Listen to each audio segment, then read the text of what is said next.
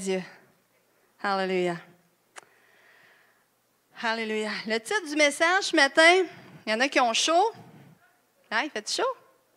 Ça tombe bien parce qu'un matin, je vais parler de pluie. Ça va vous rafraîchir dans vos pensées. Amen. Le titre du message ce matin, c'est « Que les cieux s'ouvrent ». Alléluia. C'est le thème de l'année 2018 et je crois que ce thème est prophétique. Depuis le début, je le crois. Je crois que c'est voulu de Dieu, ce thème-là.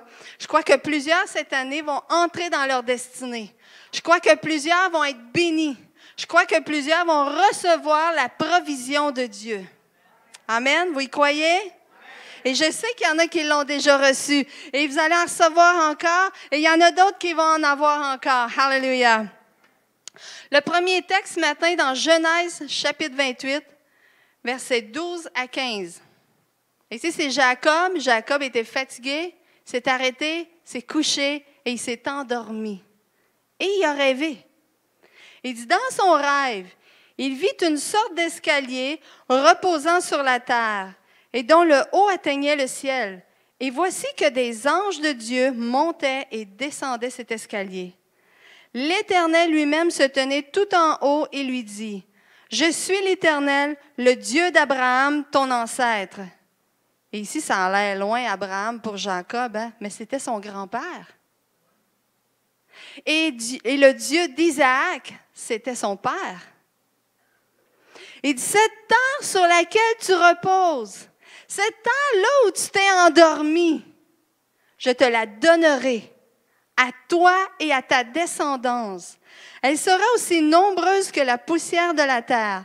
Elle étendra son territoire dans toutes les directions, vers l'ouest et l'est, vers le nord et le sud. Et par toi et par elle, toutes les familles de la terre seront bénies. Et voici, je suis moi-même avec toi. Je te garderai partout où tu iras et je te ferai revenir dans cette région. Je ne t'abandonnerai pas, mais j'accomplirai ce que j'ai promis. » Est-ce que tu veux voir le ciel s'ouvrir sur ta vie ce matin? Amen. C'est pas juste une illusion d'avoir le ciel ouvert. C'est pas juste un rêve. C'est pas juste quelque chose qui est inatteignable. Mais au contraire, c'est quelque chose qui est très réel. Et Dieu va ouvrir le ciel, il veut te bénir et il veut te donner ce matin. Mais il y a une condition de vivre sous le ciel ouvert. Et c'est ce qu'on va voir ce matin. Et je te pose la question, est-ce que tu veux voir le ciel ouvrir sur ta vie? Est-ce que tu veux vraiment que le ciel s'ouvre? Es-tu assoiffé que Dieu descende, que Dieu te visite et que Dieu te bénisse? Il y a une condition, n'oubliez pas. Est-ce qu'on est prêt? C'est l'obéissance. L'obéissance égale la bénédiction. L'obéissance égale la faveur de Dieu. L'obéissance va ouvrir le ciel sur ta vie. Et je vais te le montrer par la parole de Dieu que c'est vrai. Et là, tu vas peut-être dire, « Hey, c'était le fun de ton titre, là, ça m'intéressait, le ciel ouvert. » Mais ta condition, là,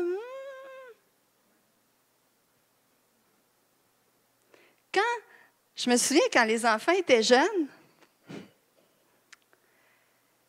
je disais, c'est un bon bulletin. Je vais t'acheter une surprise. Je vais te donner une surprise. C'était gentil cette semaine à l'école. Si tu es correct avec ton professeur, avec tes amis, vendredi, on va aller au Dollarama. Je vais t'acheter une surprise. Je vais te donner une surprise. Si. Et je ne sais pas si vous vous souvenez, si vous reculez un peu, il y en a qui sont dedans, mais il y en a que ça fait longtemps. Mais c'est quelque chose qu'on disait à nos enfants. Si tu es gentil, tu vas être récompensé. Si tu travailles, tu vas être récompensé pour ton travail. N'est-ce pas? Et Dieu dit, si tu obéis, le ciel va s'ouvrir. Je vais être là.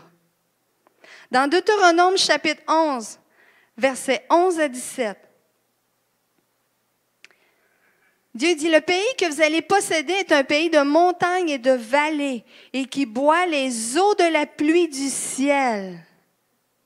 C'est un pays dont l'Éternel, ton Dieu, prend soin. Le pays que Dieu a voulu donner, qui a donné au peuple d'Israël, c'est un pays que Dieu prenait soin. Un pays là où coule le lait et le miel, c'est un pays que Dieu prenait soin. Dieu l'avait choisi. Et sur lequel l'Éternel, ton Dieu, a continuellement les yeux, du commencement à la fin de l'année. C'est un pays que Dieu te donne, un pays de bénédiction, un pays là où le ciel est constamment ouvert. Est-ce que tu veux que le ciel ne soit pas juste ouvert de temps en temps, mais constamment? Constamment sous un ciel ouvert. Alléluia. Mais il dit, verset 13, si, pas moi qui le dis là, fâchez-vous pas après moi. Si vous obéissez à mes commandements que je vous prescris aujourd'hui, si vous aimez l'Éternel, votre Dieu, si vous le servez de tout votre cœur et de toute votre âme, qu'est-ce que Dieu fera? Répétez, dites-le tous ensemble. Je donnerai à votre pays la pluie en son temps, la pluie de la première et de l'arrière-saison. Alléluia. Si je donnerai la pluie. Et qu'est-ce que ça va apporter, cette pluie-là, ce ciel ouvert-là? Pour que la pluie tombe, il faut que le ciel s'ouvre. Ça va apporter que tu vas recueillir le blé, le mou et l'huile. Je mettrai aussi dans tes champs de l'herbe pour ton bétail, et tu mangeras et te rassasieras. Gardez-vous de vous laisser séduire votre cœur, de vous détourner, de servir d'autres dieux, et de vous prosterner devant eux, car la colère de l'Éternel s'enflammerait alors contre vous. Il fermerait les cieux, et il n'y aurait point de pluie. La terre ne donnerait plus ses produits, et vous péririez promptement dans le bon pays. C'était un bon pays. Dans le bon pays que l'Éternel vous donne. Dieu ouvre le ciel et c'est lui qui le ferme. Mais il dit, si tu m'obéis, si tu marches dans mes voies, si tu me cherches, je vais ouvrir le ciel sur ta vie. Alléluia. Le mot pluie en hébreu, qui est Geshem, ça se peut que je ne le prononce pas comme il faut, c'est pas grave. Vous le voyez écrit. Le mot pluie dans ces textes-là, ça veut dire une pluie débordante, une pluie abondante. Est-ce qu'on veut une pluie qui déborde dans notre vie? Une pluie qui est abondante, la bénédiction de Dieu, la présence de Dieu, le Saint-Esprit qui agit puissamment dans ta vie. La première pluie qui était la pluie de la première saison, et c'est inversé de notre température à nous, de nos saisons. La première pluie de la saison, c'était à l'automne. Elle était là pour ramollir la terre, pour labourer, pour semer. Elle était là pour travailler. Dieu envoyait une première pluie et ça préparait la terre et les hommes pouvaient semer, pouvaient planter, pouvaient travailler. Et la deuxième pluie, qui était de l'arrière-saison, elle était au printemps, juste avant la récolte. Et cette pluie était là pour donner un boom, un boost à la récolte.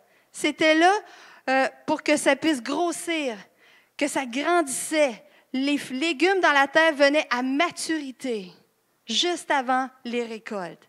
C'était la bénédiction. Parce que s'il n'y avait pas ces pluies-là, il y aurait eu de maigres légumes. Des maigres récoltes. Et je crois que spirituellement, il y a deux saisons dans nos vies. Celle que l'on cherche Dieu, qu'on obéit et qu'on sème dans la prière. Celle qu'on s'attache à Dieu. Et il y a la deuxième, celle que l'on récolte parce qu'on a cherché Dieu, parce qu'on a prié, on s'est attaché à lui, on a lu sa parole, on a pris du temps avec Dieu. C'est alors que tu vas être béni et tu manqueras de rien. On voit que Dieu promet sa visitation, mais avec l'obéissance, avec notre attachement à Dieu. Lorsque le ciel est ouvert, qu'est-ce qui arrive sur la terre? Il y a une sécheresse. Il manque de pluie. L'herbe commence à jaunir. Les fleurs sèchent. Les récoltes meurent. Toute la végétation commence à mourir. Mais quand il y a la pluie, quand la pluie est là, tout verdit, tout reprend vie. C'est comme qu'au printemps, quand les pluies arrivent, qu'est-ce qui arrive? Parce que nous, c'est l'inverse. Qu'est-ce qui arrive? La terre se ramollit, l'herbe commence à verdir, les arbres commencent à bourgeonner, les feuilles arrivent, les fleurs dans les parterres commencent à sortir. Et c'est la bénédiction. C'est vert, c'est beau. Et comment on peut appeler ce phénomène? C'est la nature qui reprend vie. Elle se réveille. Elle ressuscite. Elle porte fruit. Et spirituellement, c'est la même chose. Quand le ciel s'ouvre et que la pluie tombe dans ta vie, c'est la bénédiction. Et on va voir l'histoire d'Élie, le prophète, un serviteur de Dieu. Il était dans un temps de sécheresse, il n'y avait pas de pluie, et la sécheresse a duré 3 ans et demi. Pensez-y. Qu'est-ce qui fait pousser nos récoltes? La pluie. S'il n'y a pas de pluie pendant 3 ans, juste une année, tu arrives au printemps, la terre est sec raide, il n'y a pas d'eau, il ne pleut pas, tu plantes. Il ne pleut pas de l'été. Il ne pleut pas du tout jusqu'aux récoltes. Qu'est-ce qui va se passer avec la semence? Elle va sécher. Elle va mourir. Il n'y a rien qui va pousser. Ça prend de l'eau. Ça prend de l'eau. Mais Élie a vécu dans ce temps-là, puis ça a été 3 ans et demi sans pluie. Sans récolte pendant 3 ans, c'est la famine, c'est la catastrophe.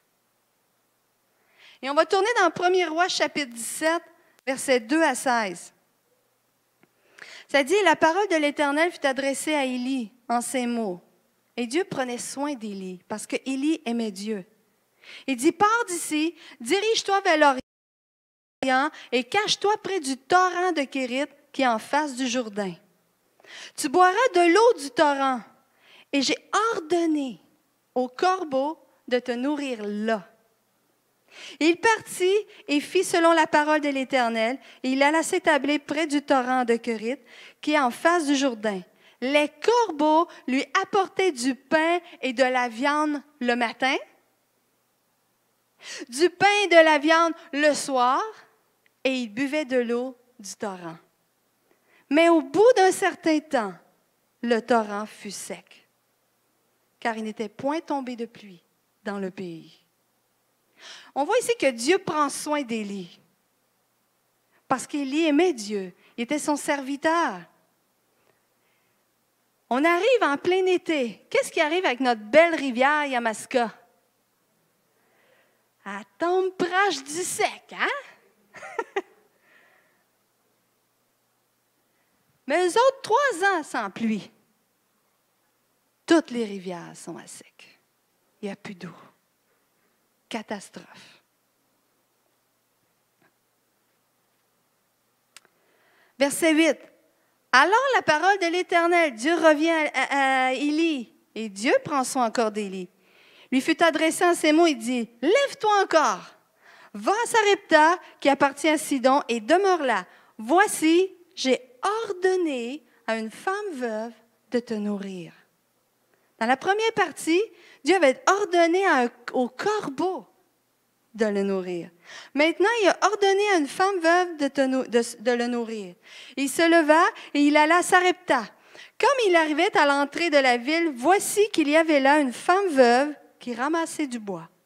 Il l'appela et dit, « Va me chercher, je te prie, un peu d'eau dans un vase, afin que je boive. » Et elle alla en chercher. Il l'appela de nouveau et dit, « Apporte-moi, je te prie, un morceau de pain dans ta main. » Et elle répondit, « Je sais que ton Dieu est vrai. Je sais qu'il est vivant. Il m'a parlé à propos de toi. » Il dit, l'Éternel, ton Dieu est vivant. Je n'ai rien de cuit.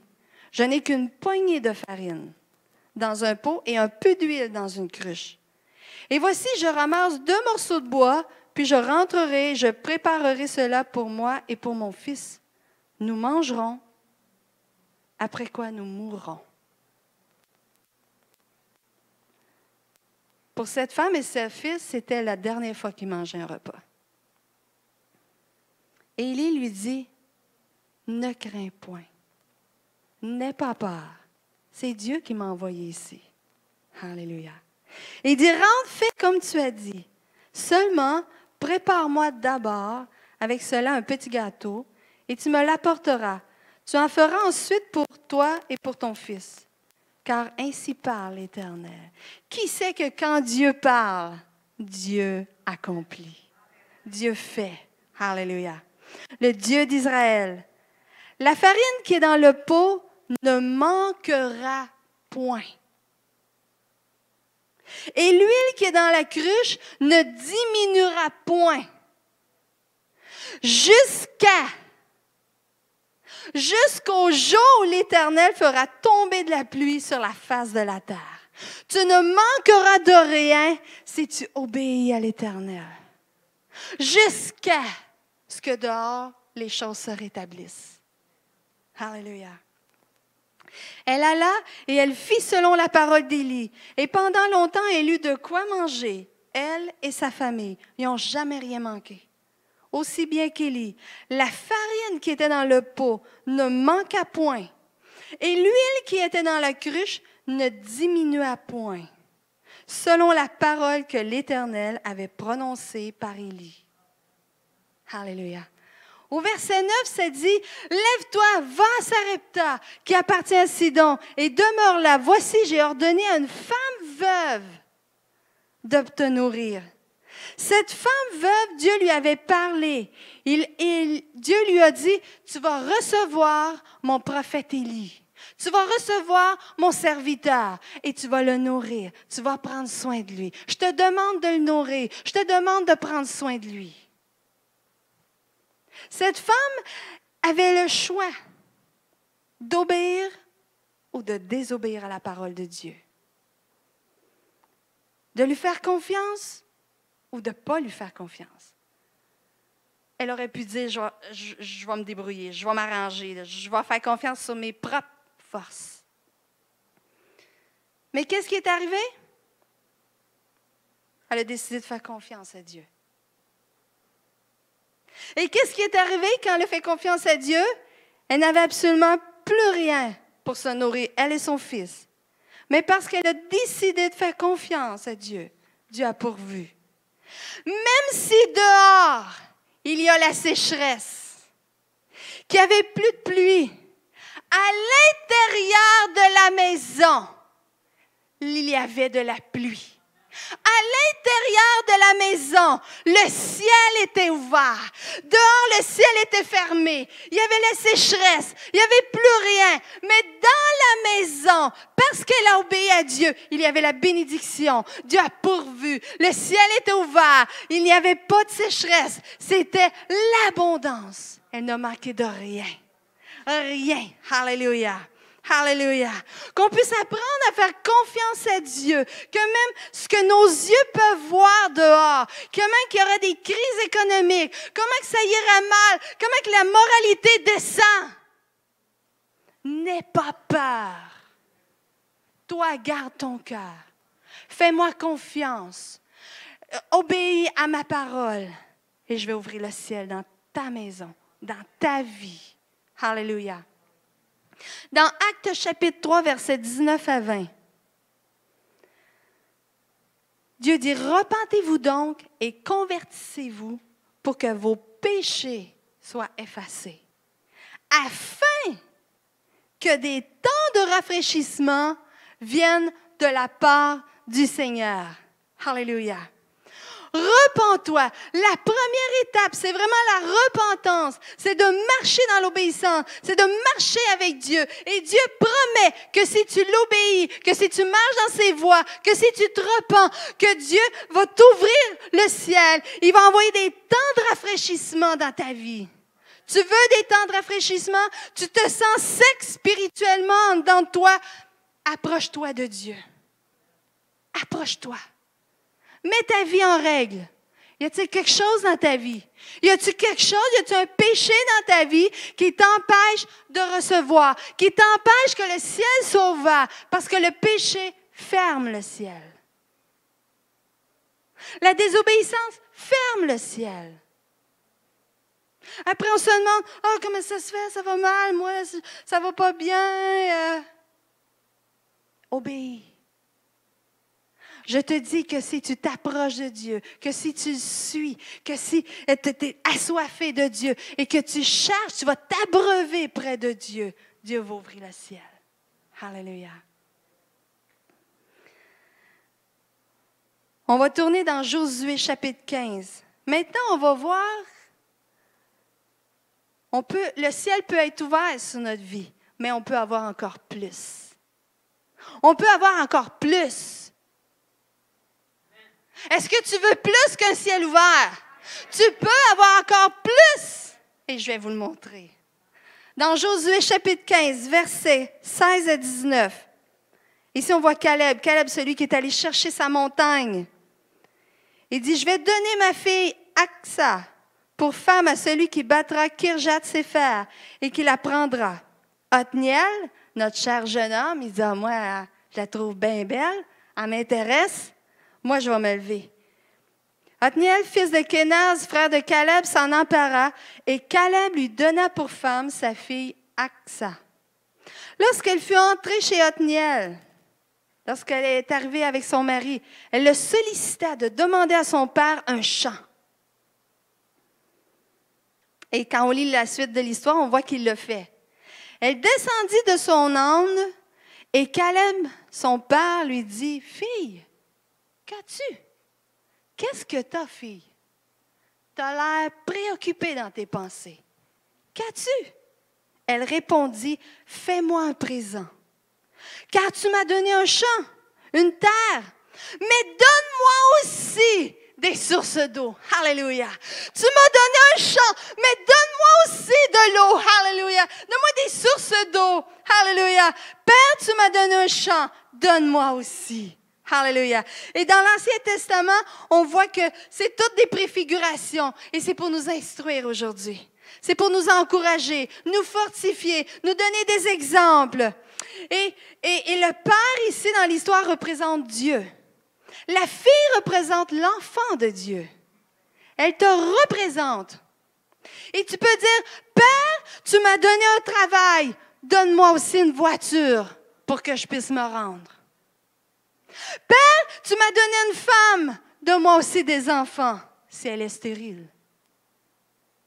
Père, tu m'as donné beaucoup d'argent, donne-moi aussi la sagesse pour bien la gérer. Père, tu m'as donné la prédication, donne-moi aussi des messages. Alléluia. Et pendant que je préparais cette prédication, et pendant que j'écrivais les exemples, j'ai dit, Père, parce que des fois, quand on prêche, puis que là, on voit la date s'approcher, des fois, c'est un petit peu stressant. Puis là, on dit, bon, qu'est-ce que je vais prêcher cette fois-ci? Mais ça, j'ai tout prêché. Qu'est-ce que je vais prêcher, là? Qu'est-ce que je vais dire? Puis, en tout cas, moi, ça m'énerve un peu. Et puis, j'ai dit, Père, tu m'as donné la prédication. Donne-moi aussi des messages. Et cette semaine, je me suis réveillée 2 matins avec 2 messages différents. Donne-moi aussi.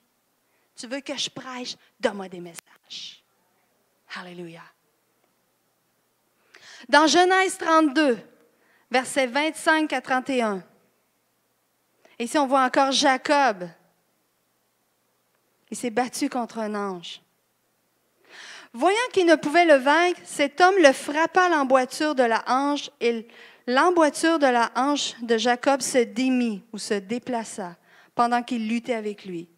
Et il dit, « Laisse-moi aller, car l'aurore se lève, le matin arrive. » Et Jacob répondit, « Je ne te laisserai point aller, que tu ne m'aies béni. » Je te laisserai pas aller. Dieu, je vais courir après toi jusqu'à ce que tu me bénisses. Donne-moi aussi, Seigneur.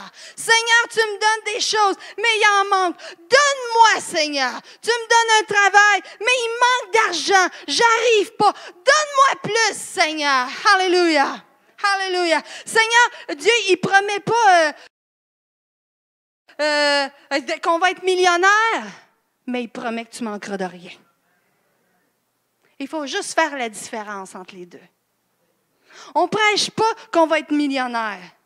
Mais on prêche que Dieu va pourvoir tes besoins. S'il manque d'argent à la fin de ton mois, Seigneur, donne-moi plus. Il en manque. Tu me dis que tu vas pourvoir. Ben, il en manque. Seigneur, donne-moi plus. Dieu, donne-moi plus. Alléluia. Dans la prière du Notre Père, Jésus nous dit quelque chose. Il dévoile un secret. C'est Jésus lui-même. Oh, alléluia. Si vous sauriez ce qu'il dit Jésus dans la prière du Notre Père. Je ne sais pas si vous avez remarqué. Vous avez hâte de savoir, là.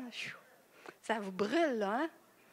On va tourner dans Luc chapitre 11, versets 2 à 3. Il leur dit, quand vous priez, dites, Père, que ton nom soit sanctifié, que ton règne vienne. Donne-nous, donne-moi, chaque jour, notre pain quotidien. Donne-moi mon pain quotidien, Seigneur. Seigneur, Père, donne-moi mon pain quotidien afin que je ne manque de rien. Alléluia. C'est Jésus qui le dit. C'est pas moi. Père, donne-moi le pain que j'ai besoin. Est-ce que Dieu est riche? Oh yes. Tout lui appartient. Je suis son enfant. Est-ce que j'ai un héritage ordinaire, quétaine? Jésus, il n'y a plus rien, Dieu n'a plus rien dans ses poches, il n'y a pas grand-chose à te léguer. Est-ce que Dieu est comme ça? Oh non. Alléluia. Dieu est riche. Et on va le voir dans Philippiens 4, verset 19. Ça dit, mon Dieu pourvoira à tous tes besoins, selon sa magnifique richesse. Dieu est riche. Dieu possède tout. Et il dit qu'il va pourvoir à tous tes besoins. Connais-tu ton héritage? Connais-tu ce que tu as droit? La santé est à toi. Les promesses sont à toi.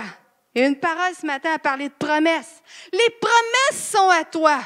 La victoire est à toi. Parce que Jésus a eu une pleine victoire sur la croix. Il a gagné. Ne laisse pas l'ennemi te faire croire qu'il a gagné sur toi. Ne le laisse pas gagner. Laisse pas l'ennemi te dire « Je suis plus fort, j'ai gagné ». Non, Jésus a gagné la victoire. La victoire est à toi. La victoire t'appartient. Alléluia. Alléluia. Apprenons cette victoire. Maintenant, dans l'histoire des deux fils prodigues, on parle toujours de celui qui est parti. Hein? On entend souvent les histoires des deux fils prodigues et on parle toujours de celui qui est parti. Mais moi, ce matin, je vais te parler de celui qui est resté. Vous allez peut-être dire, qu'est-ce qu'il y a à dire sur lui? Celui qui est resté à la maison. Celui qui était fidèle. Celui qui était fidèle à son père. Et cette histoire, c'est une parabole, mais elle représente une réalité. Le Père représente Dieu. Le Fils qui est parti représente l'enfant de Dieu qui est parti, qui a abandonné. Mais celui qui est à la maison te représente l'enfant de Dieu. Et regardons ce que le Père a dit au Fils fidèle, ou plutôt ce que Dieu te dit. Dans Luc 15, 31, il dit, « Mon enfant, lui dit le Père, tu es constamment avec moi et tous mes biens sont à toi. » Tous mes biens, tout ce qui m'appartient, tout ce qui est dans le royaume des cieux, t'appartient. Alléluia. Réfléchissons. Réfléchis bien à cette parole. Tout ce qui est à Dieu t'appartient. La santé est à toi. La délivrance est à toi. La joie est à toi. La paix est à toi. Une maison, c'est à toi. Dieu ne veut pas que tu vives dans la rue. Il pourvoira tous tes besoins. Une voiture, c'est à toi.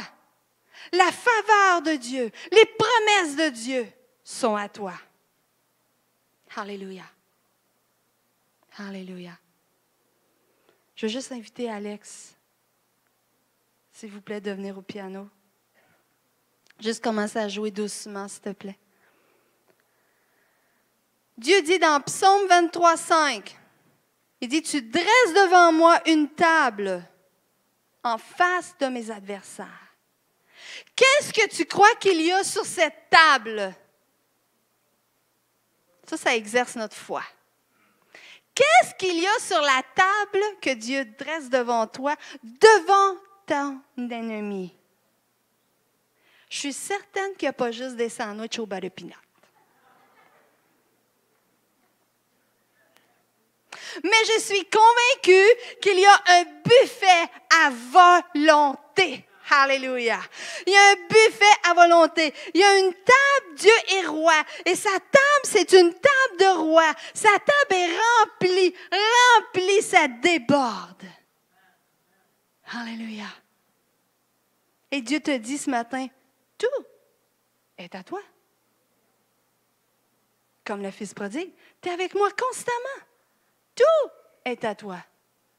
On est avec Dieu. On s'approche de Dieu. On vit pour lui. Ce qu'il y a sur la table, tout est à toi. Alléluia. Prends. Prends par la foi. Vous savez, la foi, c'est de prendre. On prend par la foi. Tu as juste à te servir. La foi, c'est comme de l'argent. Ton argent. Mets ta foi sur la table et prends. Paye avec ta foi et prends. Ça dit que c'est par la foi qu'on va chercher les choses invisibles. C'est par la foi qu'on s'empare des promesses de Dieu. Prends ta foi, mets-la sur la table, puis prends. Alléluia. Prends. Le ciel veut s'ouvrir ce matin. Le ciel veut s'ouvrir ce matin. Alléluia. Et je crois que vous avez chaud, hein? Je ne la rouvrirai pas pour vous arroser. Mais je crois que vous avez chaud. Vous avez hâte de boire, n'est-ce pas?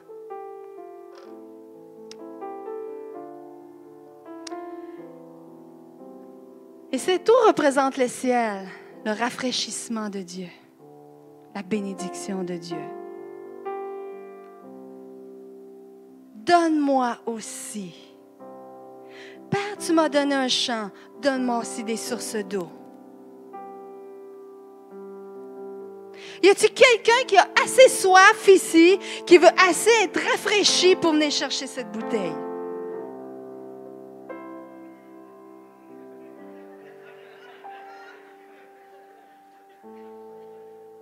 Amen. Dieu veut ouvrir le ciel, mais tu as juste à y aller. C'est toute sa table. Prends-le. Qu'est-ce que tu attends?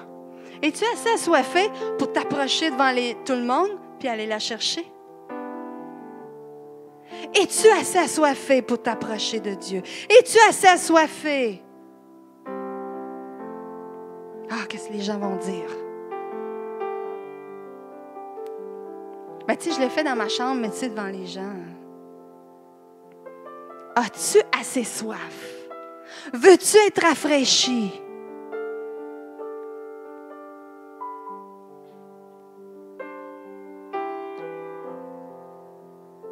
La grandeur de ta demande révèle la grandeur que tu as de Dieu. Avez-vous compris? la grandeur de ta demande révèle la grandeur que tu as de ton Dieu. Y a-t-il quelque chose qu'on n'a pas compris dans la parole? Donne-moi aussi. Bénis-moi. J'ai pas fini mon histoire de Jacob, hein? J'ai lu le début et j'ai arrêté.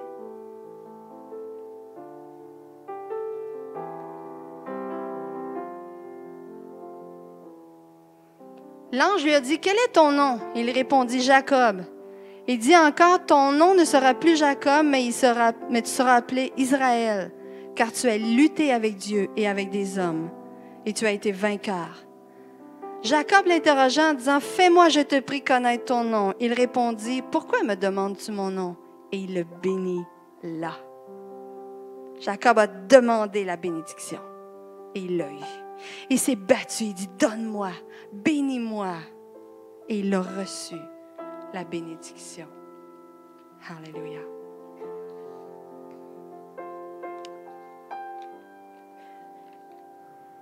Alléluia. Et ce matin, je sais qu'il fait chaud. Mais es-tu plus assoiffé que les circonstances de dehors? Est-ce que les circonstances de dehors vont nous dicter notre vie? Il fait chaud, je suis fatiguée, il y a ci, il y a ça.